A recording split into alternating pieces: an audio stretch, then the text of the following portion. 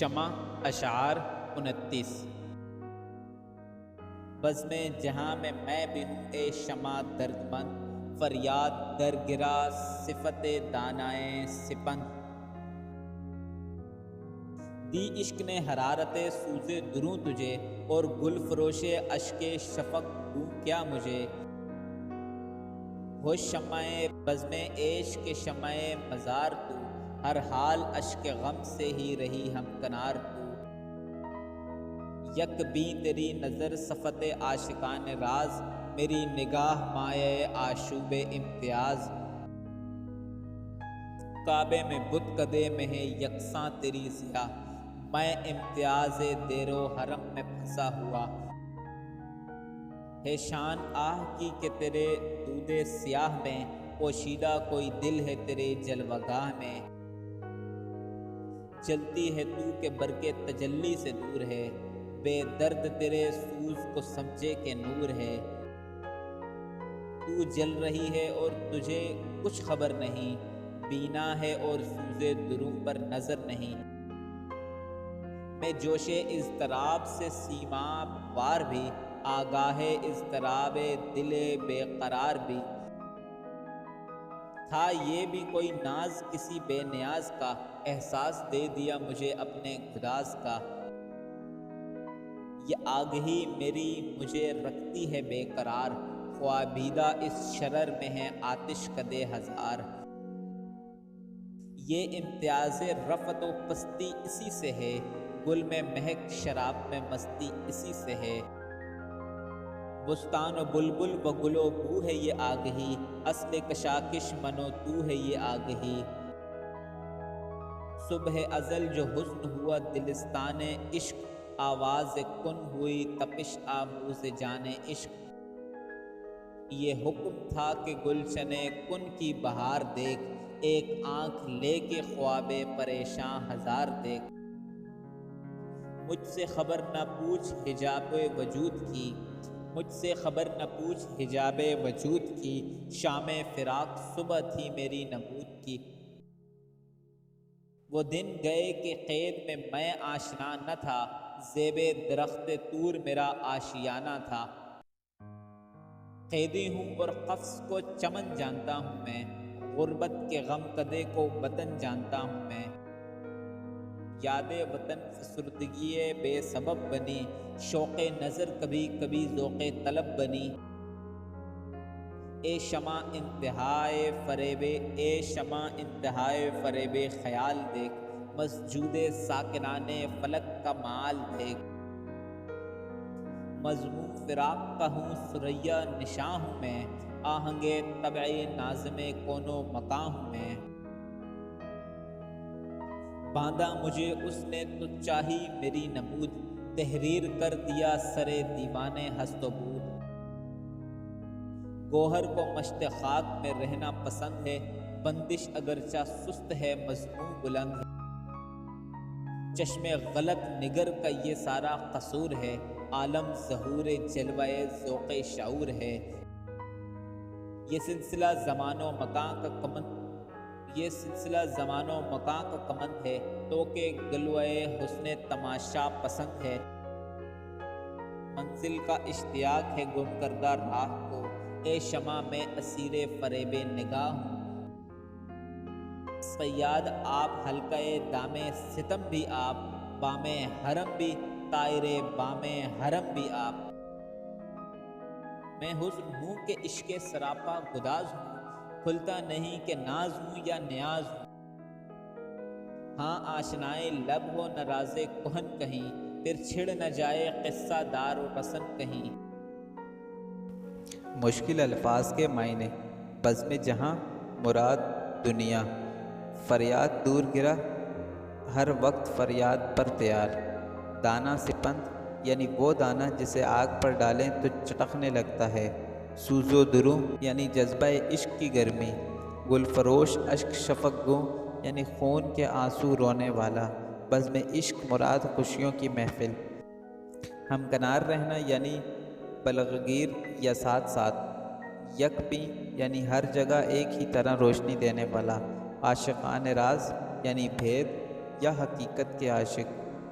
مایہ آشوب امتیاز یعنی تفریق کرنے والا فتنہ، دیر و حرم یعنی مندر اور کعبہ یعنی ہندو اور مسلمان، آہ کی شان مراد آہ کی کیفیت، دودھ سیاہ یعنی کالا دھواں، جلوہ گاہ مراد روشنی کی جگہ، برق تجلی یعنی محبوب حقیقی کا جلوہ، سوز یعنی جلنے کی حالت، بینا یعنی نظر والی، سوز دروں یعنی عشق کے سبب دل کی تپش، جوش اضطراب یعنی سخت بے چینی کی حالت، سیماب وار یعنی پارے کی طرح، بے نیاز یعنی محبوب حقیقی جو کسی کا محتاج نہیں، گداز پگھلنے یعنی عشق میں گھلنے کی حالت، خوابیدہ یعنی سوئے ہوئے، شرر یعنی چنگاری، آتش کدے یعنی آتش پرستوں کی عبادت گاہیں، رفت یعنی بلندی یا بستان، اصل یعنی بنیاد یا جڑ، کشاکش یعنی کھینچا تانی، منبتو یعنی میں اور تو، دلستان یعنی دل لینے یا چھیننے والا، صبح ازل یعنی کائنات کے وجود میں آنے سے بھی پہلے کی صبح، آواز کن یعنی ہو جا کی آواز، گلشن کن یہ دنیا، فسردگی یعنی افسردگی یا اداسی، فریب جال یعنی غلط فہمی، مسجود یعنی جسے سجدہ کیا جائے، ساکنان جمع ساکن یا رہنے والے، مال یعنی انجام، فراق کا مضمون مراد انسان جو اصل سے جدا ہے، ثریا نشان یعنی ثریا خاص ستارے کی طرح بلند لیکن دور، آہنگ تبا ناظم کون و مکان یعنی دنیا کی نظم لکھنے والے، باندھا یعنی انسان کو تخلیق کیا، سر دیوان ہست و بود یعنی کائنات کے دیوان، گوہر یعنی موتی یا روح، مشت خاک یعنی مٹی کی مٹھی یا انسانی جسم، بندش یعنی شعر میں الفاظ کا استعمال، مضمون بلند ہونا یعنی شعر میں بیان کردہ، چشم غلط نگر یعنی حقیقت کو نہ ماننے والی نگاہ، عالم یعنی دنیا، ظہور یعنی ظاہر ہونے کی حالت، جلوہ ذوق و شعور یعنی فہم اور سمجھ بوجھ کے ذوق یا شعور کی تجلی، زمان و مکان یعنی کائنات، کمند یعنی رسی کا پھندا، توق گلوہ حسن یعنی حسن کے گلے یا گردن کا توق، تماشا پسند یعنی دلچسپ چیزوں کو دیکھنے کا شوقین، منزل یعنی عالم بالا جو انسان کا اصل ٹھکانہ ہے، گم کردہ راہ یعنی راستہ بھولا بھٹکا ہوا، فریب نگاہ یعنی نظر کا۔ تشریح: اس نظم میں اقبال شمع سے مخاطب ہو کر فرماتے ہیں کہ اے شمع، تیری طرح میں بھی غمزدہ اور دکھیا ہوں، میری کیفیت بھی ہرمل کے اس دانے کی مانند ہے جو آگ کی تپش سے چٹکنے کی آواز پیدا کرتا ہے۔ اس سے مراد یہ ہے کہ جب میرا دل سوز و غم سے بھڑک اٹھتا ہے تو اس میں سے درد بھری صدائیں اٹھتی ہیں۔ جس طرح عشق نے تجھے داخلی کرب کی آگ میں جلنے پر مجبور کر دیا ہے، اس طرح مجھے بھی خون کے آنسو رونے پر مجبور کر دیا ہے۔ مجھے علم ہے کہ تو کسی عشرت کدے میں روشن ہو یا کسی مزار پر، دونوں صورتوں میں تیری آنکھ سے آنسو ٹپکتے رہے ہیں۔ اے شمع، جس طرح قدرت کے بھید جاننے والے عشاق ہر شے کو کسی جانبداری کے بغیر مساوی سطح پر دیکھتے ہیں، تیری کیفیت بھی ان سے ملتی جلتی ہے، جبکہ میں اشیاء کے مابین فرق و امتیاز کا جائزہ لیتا ہوں۔ تیری روشنی تو خواہ کعبہ ہو یا بت خانہ، دونوں کو یکساں طور پر منور کرتی ہے، جبکہ میری نظر دیر و حرم کے مابین جو فرق ہے اس کی مماثل ہے۔ تیرے جلنے سے جو دھواں اٹھتا ہے اس کی کیفیت قلب انسان سے برآمد ہونے والی آہ کی سی ہے۔ ایسا لگتا ہے کیا تیرے اندر بھی انسان کی طرح کوئی دل چھپا ہوا ہے؟ شاید تو اس غم میں جل رہی ہے کہ تو روشنی کے حقیقی منبع سے دور ہے، لیکن تیرے اس عمل کو بے درد لوف روشنی سے تعبیر کرتے ہیں۔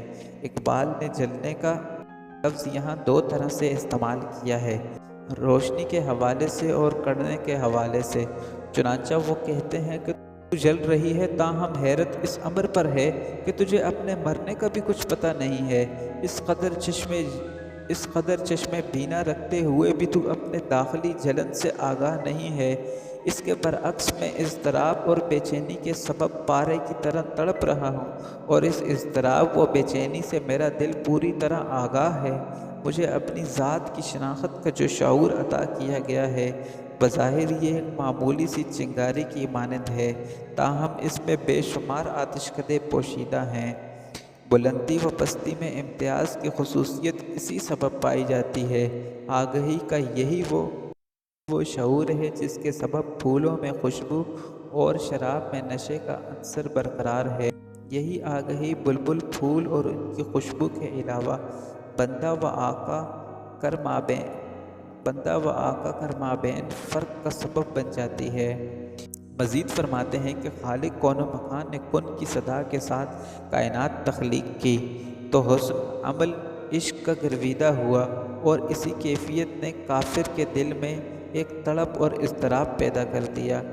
اسی لمحے انسان کو حکم دیا گیا کہ اسی جذبے کے تحت کائنات کے مظاہرے کا جائزہ لے اور یہ دیکھ کہ اس عالم میں کن کن اشیاء کو تخلیق کیا گیا ہے۔ خالق ارض و سما انسان کو پیدا کر کے اس کے باوجود اور جسم کو ایک ایسے حصار میں ڈال دیا جس کے سبب وہ اپنی حقیقت اور وجود سے بے خبر اور بڑی حد تک بے نیاز ہو گیا۔ چنانچہ یہی لمحہ تھا جب تخلیق کے ساتھ ہی حقیقت ازل سے وجود کے ہجر کا آغاز ہو گیا۔ مزید یہ کہ پہلے انسان قیود سے آزاد تھا، جبکہ اب قدرت نے اس پر بیشتر ذمہ داریوں کا بوجھ ڈال کر اسے ایک محدود حصار میں بند کر دیا ہے۔ اب وہ دور ختم ہو گیا جب انسان کے وجود کا مسکن کوہ طور کے ایک درخت پر تھا۔ اس لمحے وہ کسی حجاب کے بغیر نور کبریائی کا نظارہ کیا کرتا تھا۔ اب تو صورتحال یہ ہے کہ انسان اپنے وجود میں ہی محصور ہو کر رہ گیا ہے، اور المیہ یہ ہے کہ وہ اس قید خانے کو ہی ایک باغ تصور کر بیٹھا ہے۔ اس کے علاوہ جس مقام پر وہ ایک اجنبی کی طرح بود و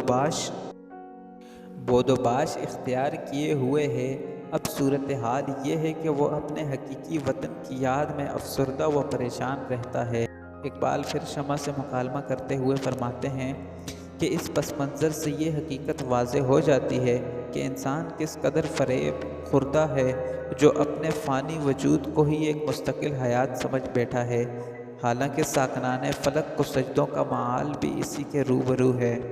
ہر چند کہ میرا مقام بہت بلند ہے، پھر بھی ہجر کا ستایا ہوا ہوں، پھر بھی خالق کون و مکان کی مشیت سے ہم آہنگ ہوں۔ اس نے مجھ پر جو پابندیاں عائد کیں، غالباً ان سے مقصد یہی تھا کہ ان کی زندگی کے ارتقائی مراحل طے کروں۔ یہ حقیقت ابدی ہے کہ نایاب موتیوں کا مسکن بھی مٹی اور خاک کے سوا کچھ نہیں ہوتا، اس کے باوجود وہ اپنی اہمیت کے اعتبار سے بلند مرتبہ رکھتے ہیں۔ اب جو گہرائی میں اتر کر دیکھتا ہوں تو اس امر کا اندازہ ہوتا ہے کہ یہ قصور میری بصارت اور بصیرت کا ہے، جو حقائق کو ان کے صحیح منظرنامے میں دیکھنے سے گریزاں ہے، جبکہ امر واقعہ یہ ہے کہ کائنات تخلیقی شعور کی مظہر ہے۔ یہ فریب نہیں تو کیا ہے کہ تمام حقائق کو نظر انداز کر کے فرد اپنے شعور کی نمائش کا خواہاں ہے۔ یہی وجہ ہے کہ دنیا میں امتیاز کی خلیج وسعت پذیر ہو رہی ہے۔ زمان و مکان کا سلسلہ انسانی حیات کے گرد ایک حصار کی مانند ہے، ہر چند کہ اپنی راہ غم کر بیٹھا ہوں، پھر بھی منزل تک رسائی میرا مطمع نظر نہیں ہے۔ فریب نظر میں مبتلا ہونے سے زیادہ بہتر ہے کہ حقائق کا سامنا کروں، لیکن صورت یہ ہے کہ خود ہی صیاد بن چکا ہوں اور اس کے دام میں گرفتار بھی خود ہی ہوں۔ یہ کیا ستم ہے کہ خود کو حرم کی بلندی بھی سمجھتا ہوں اور اس پر استادہ پرندہ بھی ہوں، فی الوقت میں تو اس حقیقت سے بھی آگاہ نہیں رکھتا کہ حسن ہوں یا عشق کا گداز۔ مجھ پر تو بھید بھی نہیں کھلتا کہ محبوب ہوں یا میری حیثیت عاشق کی ہے۔ چنانچہ میرے لیے یہ خدشہ بے جان نہیں کہ اپنی زبان پر وہی راز قدیم لے آؤں جس کا نتیجہ پھانسی کے پھندے کے سوا اور کچھ نہیں۔ اگر آپ کو ویڈیو اچھی لگی ہے تو براہ کرم چینل کو سبسکرائب کریں اور گھنٹی کا بٹن دبائیں تاکہ ہر نئی آنے والی ویڈیو کی اطلاعات مل سکیں. شکریہ. If you like the video, please subscribe to the channel and press the bell icon so that notification for each new upcoming video can be found. Thanks.